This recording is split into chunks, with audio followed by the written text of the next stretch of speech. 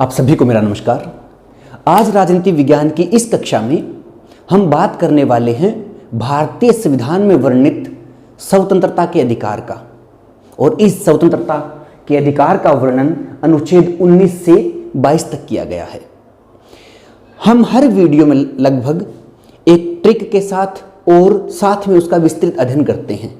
मेरा मानना ये है कि हमें ट्रिक्स वाली चीज़ें भी साथ में रखनी चाहिए और साथ में जो विस्तार से अनुच्छेदों के बारे में वर्णन होता है उसको भी ध्यान में रखना चाहिए। और ट्रिक्स तो इसलिए हम ऐड करते हैं कि कई बार किसी चीज़ को किसी अन्य चीज़ के साथ अगर हम जोड़ देते हैं तो फिर वो जब भी हमें याद करना होता है तो उसके माध्यम से हमें वो चीज़ आसानी से याद हो जाती है। लेकिन ट्रिक्स एक शॉर्ट माध्यम है, जबकि जो विस्तृत अध्ययन है, जो अच्छी प्रकार से पूरी जानकारी जो किसी भी विषय के बारे में हो, चाहे वो अनुच्छेदों के बारे में हो, चाहे और मौलिक जो हमारा संविधान है उसके किसी और पक्ष के बारे में हो, तो हम दोनों चीज़ों को साथ में लेकर के आगे बढ़ेंगे और अध्ययन करेंगे। तो आइए शुरू करते हैं आज की कक्षा। तो अनुच्छेद 19 से 22 तक स्वतंत्रता का अधिकार हमारे संविधान में वर्णित है।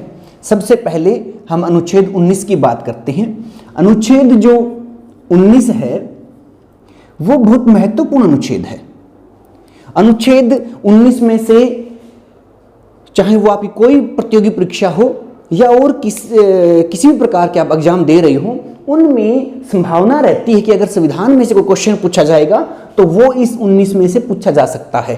तो हम ये कहेंगे कि अनुच्छेद जो 19 है वो भारतीय संविधान के लिए बड़ा कीमती है। महत्वपूर्ण का मतलब कीमती भी लगा लेते ना हम। हाँ, तो ये बड़ा अनुच्छेद बहुत महत्वपूर्ण है।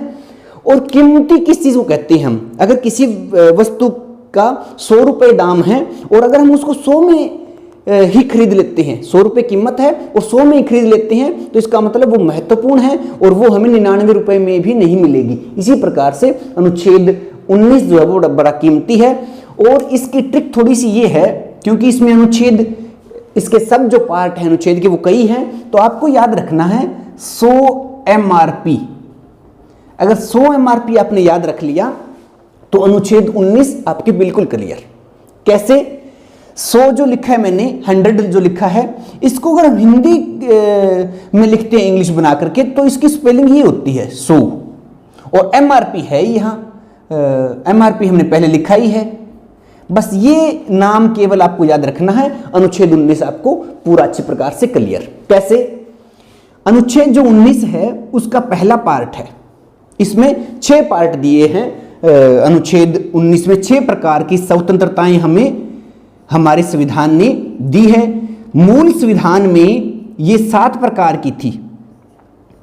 मूल संविधान में हमें इस अनुच्छेद के तहत 7 प्रकार की स्वतंत्रताएं दी गई थी, लेकिन 1978 में जब 44वां संविधान संशोधन किया गया तब संपत्ति अर्जित करने का जो अधिकार था उसको यहां से हटा दिया गया और फिर उसके बाद में 6 जो स्वतंत्रताएं बची हैं उनका इस 19 अनुच्छेद में जिक्र है।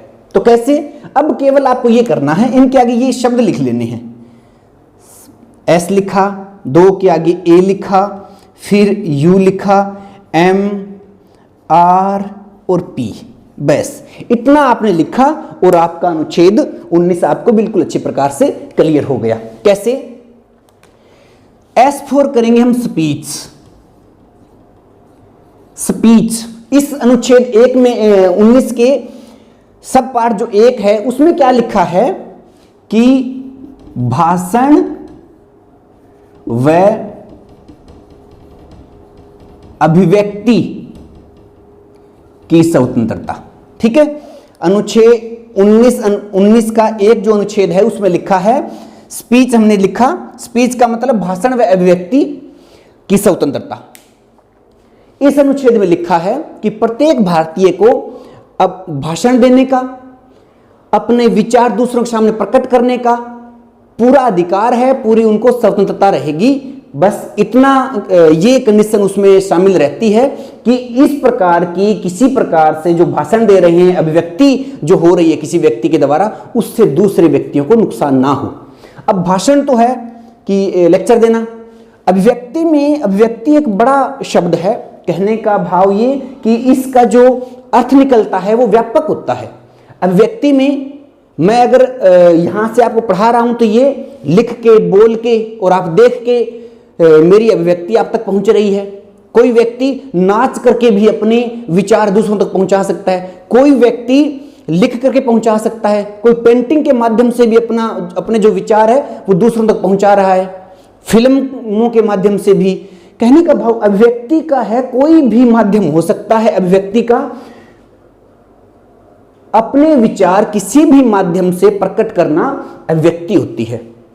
तो 19(1) जो है उसमें लिखा है कि भाई स्पीच की फ्रीडम रहेगी, भाषण और अभिव्यक्ति की आजादी होगी। एक बात 19 का दूसरा है ए, हमने इसके दो के आगे ए लिखा है। A4 होता है असेंबली।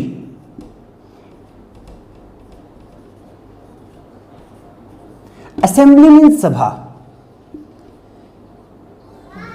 किसी भी भारतीय को असेंबली करने की, असेंबली मतलब सभा, किसी भी विषय के ऊपर भारतीय जो है, कोई भी भारतीय वो असेंबली कर सकता है, सभा कर सकता है, लोगों को इकट्ठा कर सकता है। लेकिन यहां यह कंडीशन है कि यह निशस्त्र होनी चाहिए, मतलब यहां पे किसी प्रकार के कोई व्यक्ति शस्त्र नहीं लेके आएगा, हथियार नहीं होने चाहिए वहां पे, और शांतिपूर्ण प्रदर्शन होना चाहिए सभा के द्वारा।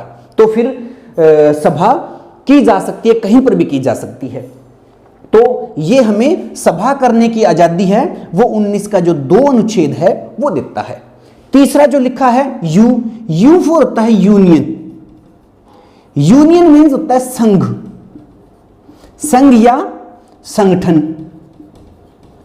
हमारे देश में अनेकों प्रकार के संघ है या संगठन बने हुए हैं। वो अनुच्छेद 19 की जो तीसरा आर्टिकल है, तीसरा जो उपबंध है, इसी के माध्यम से जितने दल बने हुए हैं या और संगठन, किसी प्रकार से कोई संगठन बनता है, वो 19 का जो तीसरा पार्ट है उसी के माध्यम से बनता है। इसमें हम सब भारतीय किसी भी विषय को लेके, किसी अपने विचारों को प्रदर्शित करने के लिए अपने जैसे विचारों वाले लोगों के साथ जुड़ करके संघ या संगठन बना सकते हैं। इसका संघ और संगठन का वर्णन अनुच्छेद 19 के 3 पार्ट में। 4 जो लिखा है M4 लिखेंगे हम माइग्रेशन। माइग्रेशन मीन्स हिंदी में होता है पलायन। तो यहां 4 में पलायन लिखा है M4। तो पलायन का मतलब है कि जाना होता है, कहीं पे और किसी और स्थान पे जाना। हम इसको जोड़ेंगे कि भारत में हर व्यक्ति को यह आजादी है कि वो भारत में कहीं पर भी आ जा सकता है, कहीं पर भी, पूरे भारत में आने जाने की आजादी।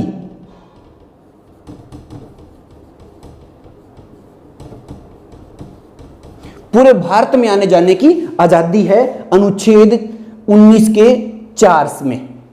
19 का जो 5 है वो लिखा है रेजिडेंस। रेजिडेंस मीन्स निवास। हर एक भारतीय को यह आजादी है कि वो पूरे भारत में कहीं पर भी जाकर के बस सकता है, रह सकता है। तो ये जो निवास की आजादी है ये हमें 19 अनुच्छेद में, उसका जो 5वां पार्ट है उसमें हमें मिलती है। कुछ एक अपवाद भी है इसमें, जैसे पहले अभी 370 हटने के बाद में हम कश्मीर में रह सकते हैं, लेकिन और भी है इस प्रकार से जो जनजातीय क्षेत्र है वहां पर उनकी संस्कृति या उनकी जो परंपराएं हैं उनको बचाए रखने के लिए राज्यों द्वारा इस प्रकार की व्यवस्था की जा सकती है, या जो लोग हैं उस क्षेत्र को छोड़ करके उन पे प्रतिबंध लगाया जा सकता है वहां बसने को लेकर के। लेकिन पूरे भारत में इस प्रकार से व्यवस्था है कि और जो अन्य पक्ष जहां पे होंगे वहां हम कहीं पर भी जाकर के बस सकते हैं। ये अनुच्छेद 19 के 5 पार्ट में है। जो छठा है P लिखा है मैंने, P4 होता है प्रॉफिट ऑफ। प्रॉफिट मीन्स लाभ, और लाभ किससे होता है? व्यापार से। तो कहने का भाव क्या है कि हर एक भारतीय पूरे भारत में कहीं पे जाकर के भी आजीविका के लिए व्यापार कर सकता है, अपना जो जीवन चलाने के लिए व्यापार करने की उसे पूरे भारत में हर जगह आज़ादी रहेगी। तो इस प्रकार से हमने अनुच्छेद 19 का अध्ययन किया। इसमें 6 पार्ट थे। 7वां पार्ट मैंने बताया आपको कि 44वां संविधान संशोधन 1978 में हुआ था, 44वां संविधान संशोधन, और उसी में जो संपत्ति अर्जित करने का अधिकार है उसको वहां से हटा दिया गया और उसको विधिक अधिकार बना दिया। तो इस प्रकार से हमने अनुच्छेद 19 का पूरा अध्ययन किया। अब इसके बाद में अनुच्छेद 20 की बात करते हैं। अनुच्छेद 20 है, यह भी अनुच्छेद 19 की तरह महत्वपूर्ण है। अनुच्छेद 20 में 3 बातें कही गई है। कौन सी 3 बातें हैं वो उनका जिक्र कर लेते हैं। ज्यादा इसको रटने वाली चीज नहीं है ये, बस केवल थोड़ा सा आपको समझ लेना है। अनुच्छेद 20 में कहा गया है कि कोई व्यक्ति है, उसने अपराध किया है और उसका अपराध सिद्ध हो गया, उसके बाद में भी उसको कुछ अधिकार मिलते हैं।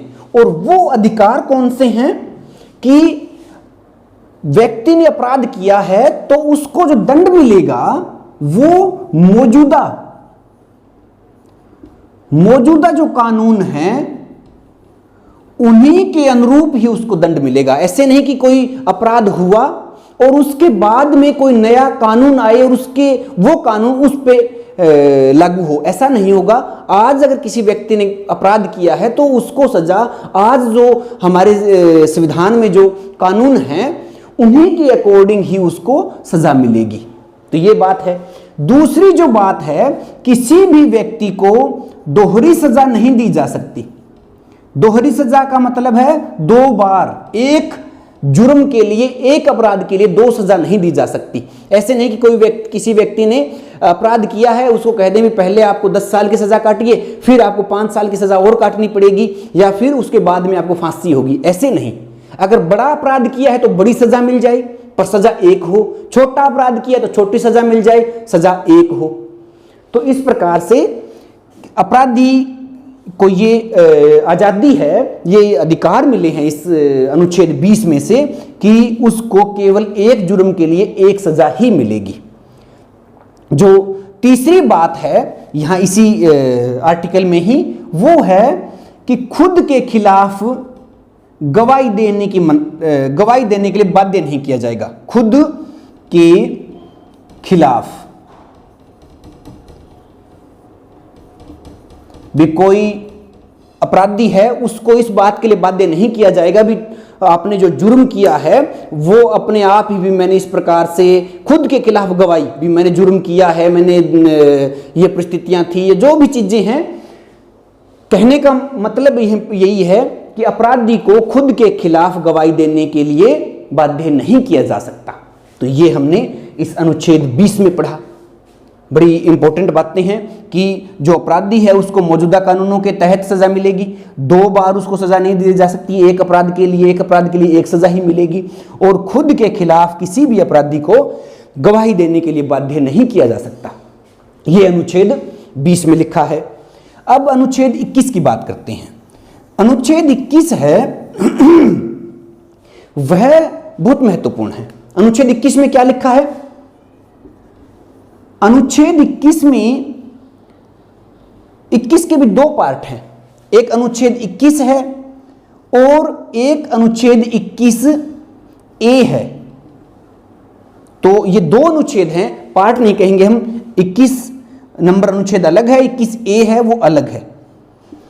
21 में क्या लिखा है? अनुच्छेद 21 में इसमें लिखा है प्राण व दैहिक स्वतंत्रता।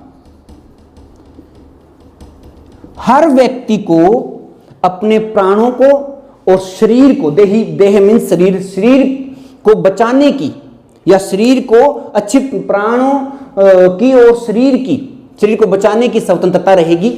अब प्राण मीन्स जीवन है, तो जीवन जीने की आजादी कह सकते हैं हम इसको। तो जीवन जीना कोई सांस लेना नहीं होता।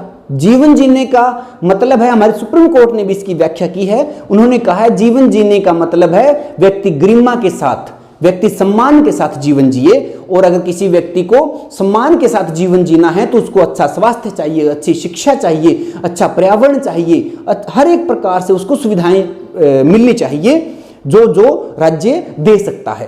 तो प्राण व दैहिक स्वतंत्रता है, इसमें व्यक्ति गरिमा के साथ और सम्मान के साथ जीवन व्यतीत कर सके, इस प्रकार की व्यवस्था राज्य को करनी है। अगला जो अनुच्छेद 21A है, आपको एक दिन पहले वाले कक्षा में भी मैंने बताया था कि जहां पर भी कैपिटल शब्द आ जाए, जैसे यहां लगा हुआ है 21A कैपिटल है, ये कैपिटल का मतलब है कि वो अनुच्छेद बाद में जोड़ा गया है। तो ये अनुच्छेद जो 2002 में जो 86वां संविधान संशोधन हुआ था उसमें जोड़ा गया, और इसमें क्या लिखा है, इसमें लिखा है कि 6 से 14 वर्ष के जो बच्चे हैं उनकी प्राथमिक शिक्षा बिल्कुल मुफ्त रहेगी, बिल्कुल फ्री रहेगी। ये अनुच्छेद 21A में लिखा गया है, और इसी के अंतर्गत ही आज भारत के प्रत्येक स्कूलों में 8वीं कक्षा तक या 6 से 14 वर्ष की आयु वाले जो बच्चों का वर्ग है उनको हर एक प्रकार से, चाहे वो किताबें हो, स्कूल की शिक्षा हो, बैग हो, यूनिफॉर्म हो, सब सरकार की तरफ से उनको फ्री में मिलती है। तो ये अनुच्छेद 21A में वर्णन किया गया है कि 6 से 14 वर्ष की आयु के जो बच्चे हैं उनकी जो अनिवार्य शिक्षा है, प्राथमिक शिक्षा है, वो बिल्कुल राज्य की तरफ से फ्री होगी। तो ये हमने अनुच्छेद 21 की बात की। अब अनुच्छेद 22 जो इस स्वतंत्रता का अधिकार का अंतिम अनुच्छेद है, ये भी बहुत महत्वपूर्ण अनुच्छेद है। इस अनुच्छेद में क्या लिखा गया है कि कोई भी व्यक्ति है, इसको भी हम 3 भागों में बांटेंगे, इसको भी हम 3 भागों में बांट लें ताकि हम आसानी से इस चीज को समझ जाएं। कोई भी गिरफ्तार व्यक्ति है, उसको गिरफ्तारी का कारण जानने की आजादी है, भी उसको क्यों गिरफ्तार किया गया है। कोई भी व्यक्ति है जिसको गिरफ्तार किया गया है अनुच्छेद 22 में, उसको यह जानने की आजादी है कि उसको गिरफ्तार क्यों किया गया है। दूसरा, उसको कानूनी राय लेने का अधिकार है, कानूनी राय लेने की उसकी आजादी रहेगी, भी उसको अपने वकील से बात करनी है, किसी और विधिक पर्सन से बात करनी है, तो वो अधिकार अनुच्छेद 32 उस व्यक्ति को देता है।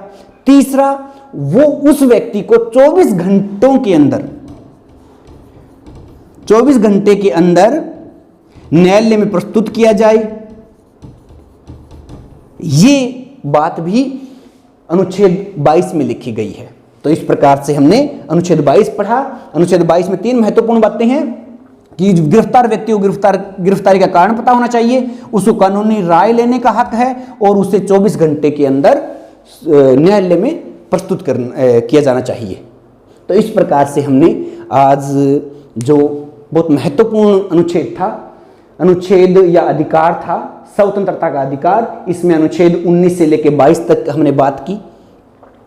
थोड़ा सा आप गहराई के साथ अगर इसको पढ़ लोगे तो ये स्वतंत्रता का अधिकार बार बार परीक्षाओं में पूछा जाता है, बार बार इनके आर्टिकल्स जो इसके अंदर हैं उनके बारे में बात होती है। तो उम्मीद करता हूं कि आपको ये सारी बातें समझ में आई होगी, और अगर आप इस चैनल पे नए हो तो चैनल को लाइक सब्सक्राइब करना बिल्कुल ना भूलिए, ताकि आने वाले समय में लगातार आपको संविधान की और जो पक्ष हैं उनकी जानकारी लगातार मिलती रहे।